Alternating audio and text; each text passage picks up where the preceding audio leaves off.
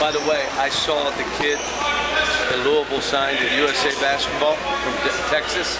He's really good. Williamson? Oh, yeah. He's like really good. Hey, you don't have a light, do you? Yep.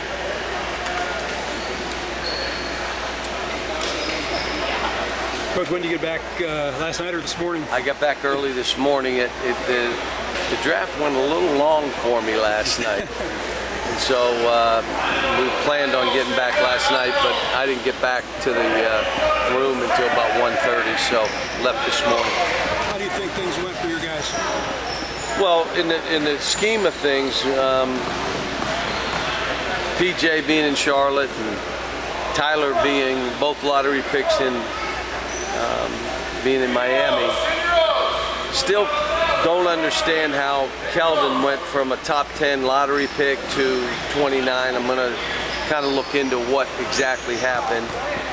Was on the phone all night for Reed in the second round. I was at the table trying to, I thought we had him with the one team, and then in the end that team took a player that they put over in Europe. So, you know, with him today, trying to just figure out what's next, and whether it's let's get to a summer camp, let's get to, you know, do you want to play in Europe? What do you want to do? So just be in a position to try to help him. But again, 3 first-round draft picks. I mean, there were probably some players that thought, how does the Kentucky guys go before me?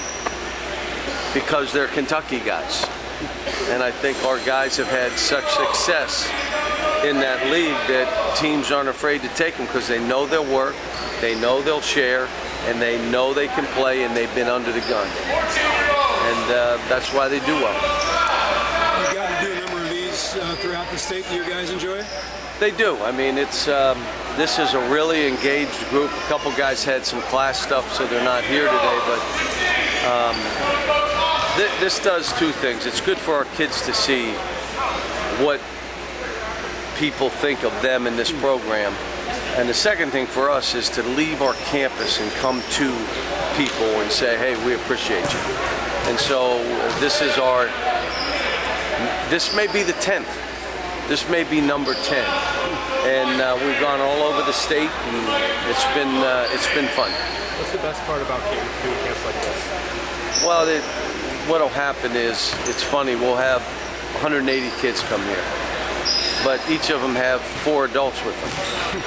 So they come and take pictures and do all this stuff. The team pictures where the parents get to take their child with the team always is a fun thing to watch. And then just seeing them run up and down and have fun playing basketball. You talked about with Reed and kind of talking to the teams. So what's draft night like for you? Are you constantly talking to teams? What is it like for you? I am. And somebody said, are you asking information or begging? I said, I'm doing both. There's some that I'm like, you know, this is your guy, or are you taking my guy, or and in most cases I'll hear something back. I mean, there are people that I've dealt with for 25 years, so and it's nice when I'm able to hand the phone over to the player and say, looks like this is what you're going, where you're going. And so but last night, like I said, I went through 15 second-round picks where I was trying to say, okay, what about my guy?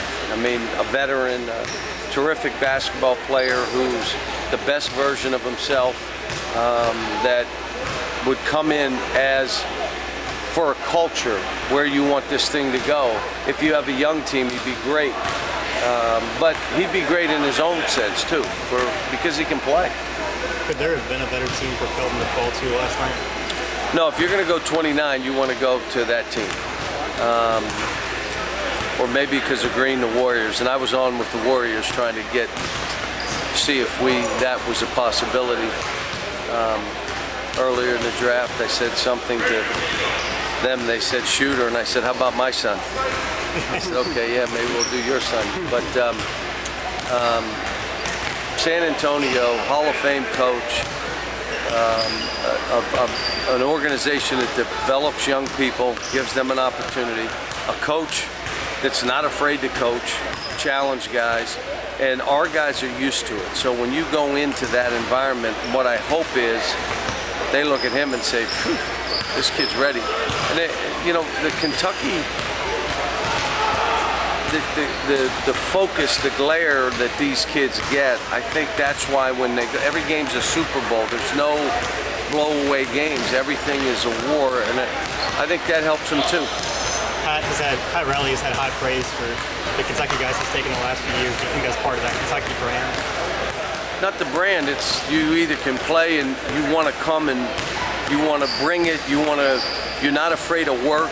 You want to be challenged. You want to be competitive. It was funny. Bam hit me, and so he and Tyler have already talked. And I said, "What Bam say? You better be ready to work."